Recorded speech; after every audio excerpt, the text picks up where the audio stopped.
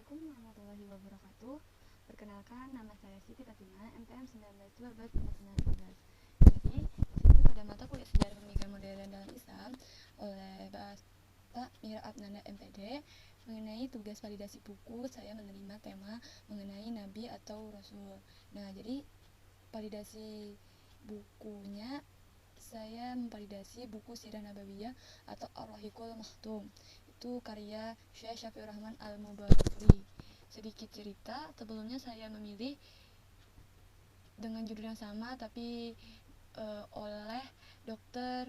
Muhammad Said Al-Bukhti, tapi karena ada beberapa alasan sehingga saya menetapkan hati untuk mengambil karya Syekh Syafiur Rahman Al-Mubarakfuri, dan saya mendapatkan bukunya dalam bentuk PDF. Baik, kita masuki bagian pembahasan.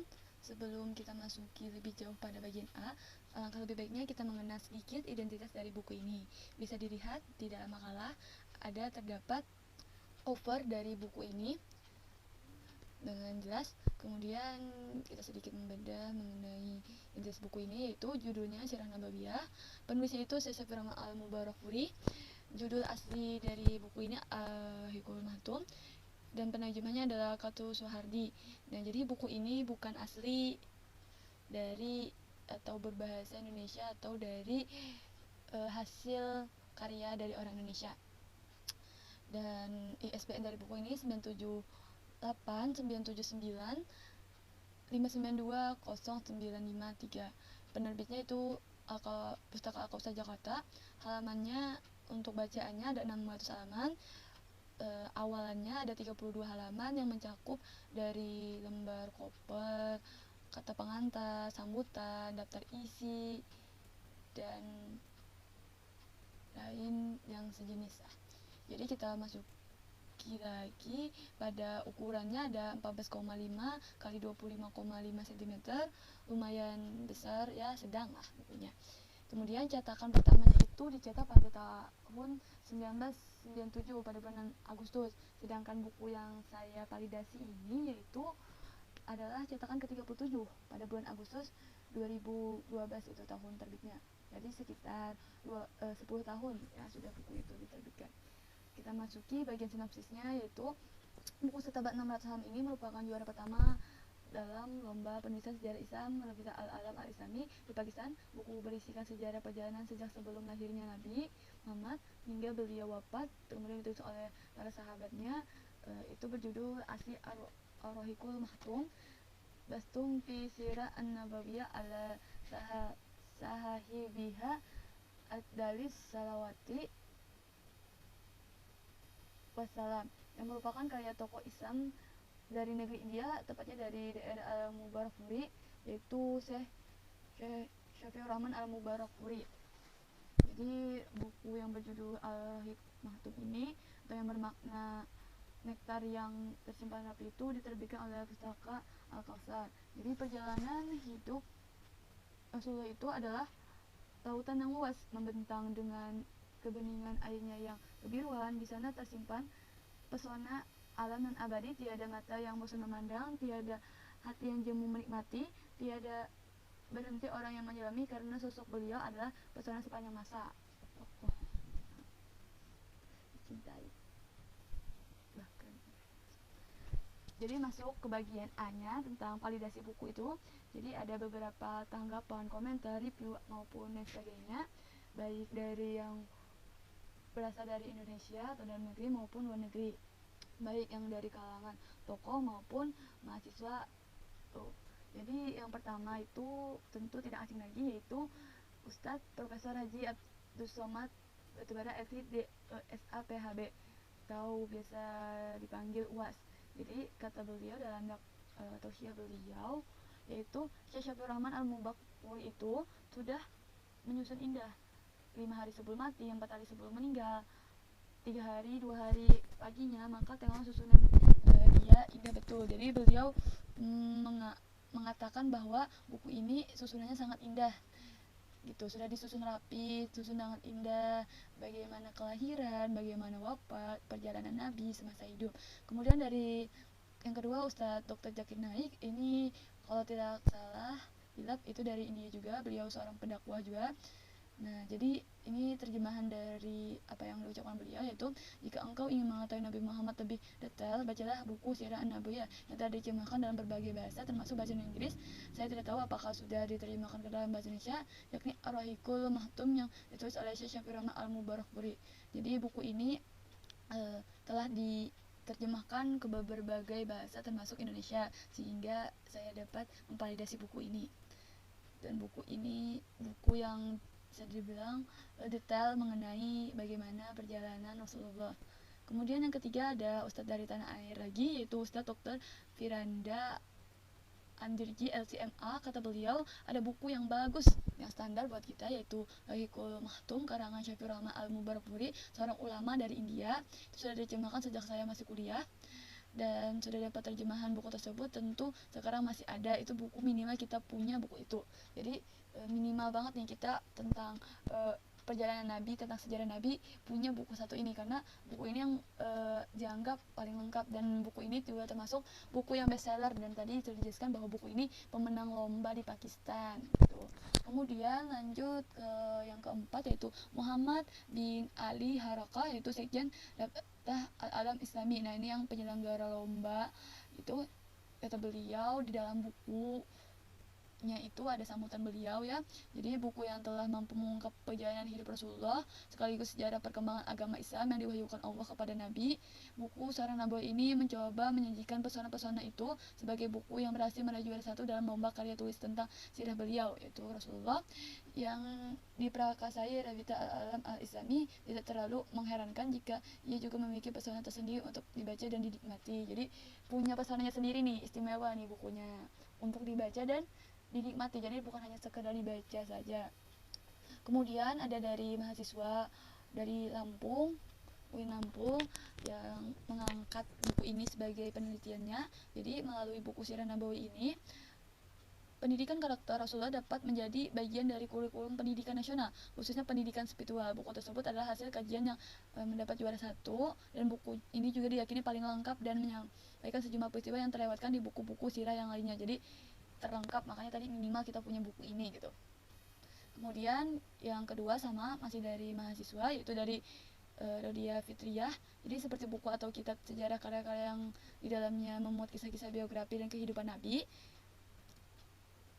Dalam buku sejarah ini, khususnya dalam karya Syafiur Rahman Al-Mubarakfuri ini, perjalanan hidup Rasulullah yang agung dari kelahiran hingga detik-detik terakhir wafat merupakan salah satu buku yang istimewa dari sisi pengupasan sejarah, mahrajnya, serta buku tersebut mendapat sertifikasi internasional sebagai buku sirah Nabi terbaik di dunia. Jadi bukan hanya dari mengupas sisi sejarah, tapi ada juga manhajnya gitu. Tadi kan karakter, jadi itu beberapa yang mereview. Mungkin sebagian ada yang mereview tentang Sirah Nabawiyah tapi beda karyanya, juga ada juga beda penerbitnya, tapi saya tidak mencantumkan di dalam sini karena mungkin kurang kecocokan lah gitu dengan buku ini, takutnya baik dari penerbit kalau ada perbedaan. Kemudian lanjut kita ke bagian B-nya mengenai validasi penulis, yaitu tokoh ulama, yaitu Syekh Syafiur Rahman Al-Mubarakfuri. Jadi biografi beliau. Jadi Syekh Syafiur Rahman ini merupakan penulis sekaligus ulama, beliau pendidik juga, yang dilahirkan di desa yang dekat dengan kota Banaras, India pada 6 Juni 1943 Masehi. Dan nama lengkap beliau itu adalah Syafiur Rahman bin Abdullah bin Muhammad Akbar bin Muhammad Ali bin Abdul Mu'in bin Fakirullah Al-Mubarakfuri Al-Azmi. Jadi keluarga beliau ini dinasabkan pada kaum Ansor, jadi sebagaimana banyak keluarga di India gitu. Dan secara spesifiknya ini, beliau itu keturunan Al-Ayyub Al-Ansari radhiyallahu anhu. Kemudian pada masa pertumbuhan beliau itu banyak mempelajari membaca Al-Quran, kemudian masuk ke madrasah Taklim Al-Mubarakfuri tahun 1948. Kemudian juga beliau belajar selama 6 tahun hingga lulus level ibtidaiyah dan melanjutkan studi madrasah Ilhayul Ulum di Mubarakfur pada Januari 1954. Dan selama 5 tahun itu beliau tuh fokus mempelajari bahasa Arab, kaidah-kaidahnya, serta ilmu-ilmu syar'i seperti tafsir, hadis, fikih, usul fikih dan lain sebagainya. Jadi latar belakang beliau memang agamis ya, dari pendidikan, dari keluarga beliau gitu, bukan dari mualaf gitu.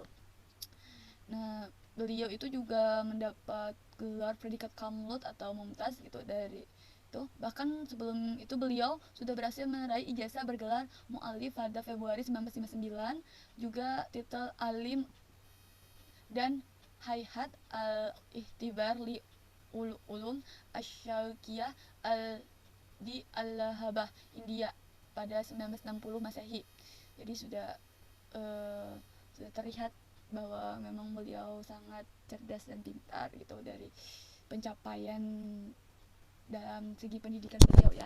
Jadi selepas penyelesaian pendidikan formal itu beliau banyak menghabiskan waktu itu untuk mengajar, berkhutbah, menyampaikan kajian umum serta berdakwah di daerah Al-Habad tadi gitu. Tapi ada juga di beberapa daerah lainnya gitu. Seperti dakwah beliau gitu, bukan hanya di India atau di daerah kelahiran beliau gitu.